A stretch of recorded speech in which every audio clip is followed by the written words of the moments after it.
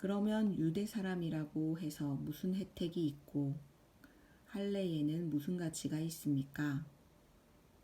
여러모로 많습니다. 첫째는 그들이 하나님의 말씀을 맡았다는 것입니다. 그런데 그들 가운데 어떤 사람들이 믿지 않았다면 어떻게 되겠습니까? 그들의 불신앙이 하나님의 신실하심을 무효화시키겠습니까? 결코 그럴 수 없습니다. 사람은 다 거짓말쟁이라 해도 하나님은 진실하십니다. 기록되기를 주께서 말씀하실 때 의롭다는 인정을 받으시고 판단받으실 때 이기려 하심이다 라고 한 것과 같습니다. 그러나 우리의 불의함이 하나님의 의를 드러나게 한다면 우리가 무슨 말을 하겠습니까? 내가 사람들이 말하는 논리대로 말해보면 하나님께서 우리에게 진노를 내리신다고 해서 불의하시다는 말입니까? 결코 그럴 수 없습니다. 만일 그렇다면 하나님께서 어떻게 세상을 심판하실 수 있겠습니까? 그러나 어떤 사람들은 반박할 것입니다. 내 거짓으로 인해 하나님의 진실하심이 더욱 풍성해져서 그분에게 영광이 됐다면 왜 내가 여전히 죄인으로 심판을 받느냐? 그리고 선을 이루기 위해 악을 행하자 라고 말하지 않겠습니까? 어떤 사람들은 우리가 그렇게 말한다고 비방하니 그런 사람들은 심판을 받아 마땅합니다. 그러면 무슨 말을 해야겠습니까? 우리가 더 낫습니까? 결코 그렇지 않습니다.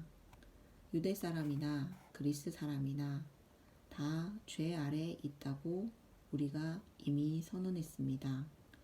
기록되기를 의인은 없으니 하나도 없고 깨닫는 자도 없고 하나님을 찾는 자도 없다.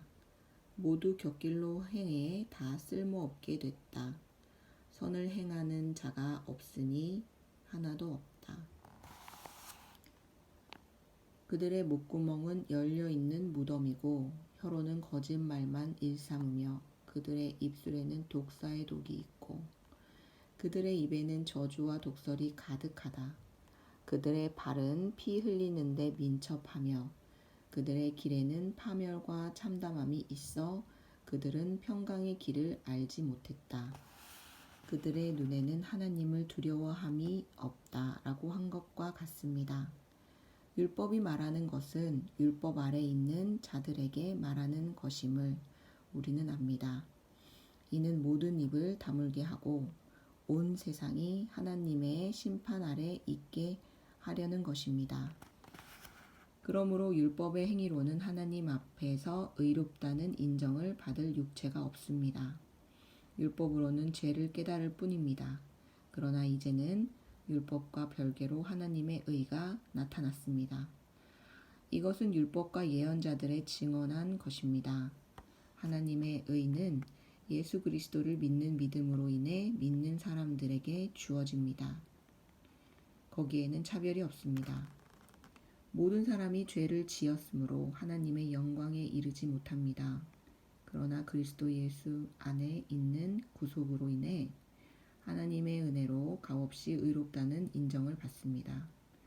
하나님께서는 이 예수를 속죄 제물로 내어주셨습니다.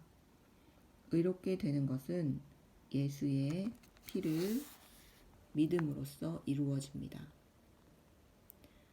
이는 하나님께서 오래 참으시는 가운데 과거에 지은 죄를 간과하심으로 그분의 의를 나타내시기 위함입니다. 지금 이때에 하나님께서 그분의 의를 나타내신 것은 자신이 의로우시며 또한 예수 믿는 사람들을 의롭다고 인정하시는 분임을 나타내시기 위함입니다. 그렇다면 자랑할 것이 어디 있습니까? 전혀 없습니다. 어떤 법으로입니까? 행위로입니까? 아닙니다. 오직 믿음의 법으로입니다. 우리는 사람이 율법의 행위와 상관없이 믿음으로 의롭다는 인정을 받는다고 생각합니다. 하나님이 유대 사람만의 하나님입니까? 이방 사람만의 하나님은 아닙니다. 진실로 이방 사람의 하나님도 되십니다.